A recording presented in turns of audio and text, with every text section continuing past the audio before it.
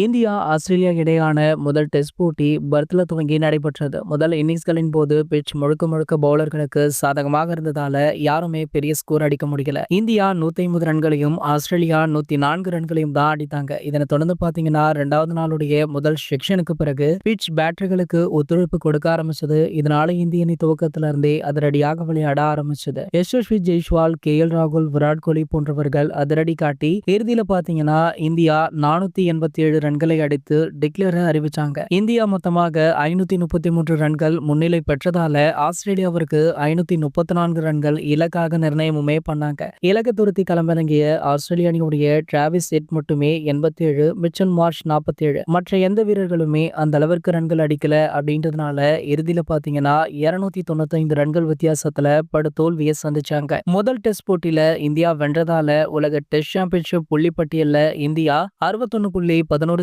புள்ளிகளுடன் முதலிடத்தை பிடிச்சிருக்கு. ஆகையால அடுத்தடுத்த போட்டிகளிலுமே வெல்ல வேண்டும் அப்படின்ற கட்டாயத்திலுமே இந்திய அணி இருந்துட்டு இருக்காங்க. இந்த நிலையில பாத்தீங்கன்னா தற்போது முதல் டெஸ்ட் போட்டியிலிருந்து விலகியிருந்த ரோஹித் சர்மா அவர்கள் மீண்டுமே இந்திய அணியுடன் இணைந்து விட்டார். ஆகையால 3வது டெஸ்ட் போட்டியில ரோஹித் சர்மா கண்டிப்பாக அணியில இடம்பெறுவார். அது மட்டும் இல்லாம அணியில இன்னும் 2 அல்லது 3 மாற்றங்கள் செய்யவிருக்கிறார்களாம். சோ ஆகையால 2வது டெஸ்ட் போட்டியில 11 அணி புதுவிதமாக இருக்கும் அப்படின்னுமே சொல்லப்படுது. இது போன்ற கிரிக்கெட் செய்திகளை பத்தி நீங்க உடனே தெரிஞ்சுக்க நம்மளுடைய கிரிக்கெட் நியூஸ் அப்டேட்ஸ் சேனலை மறக்காம சப்ஸ்கிரைப் பண்ணிக்கோங்க.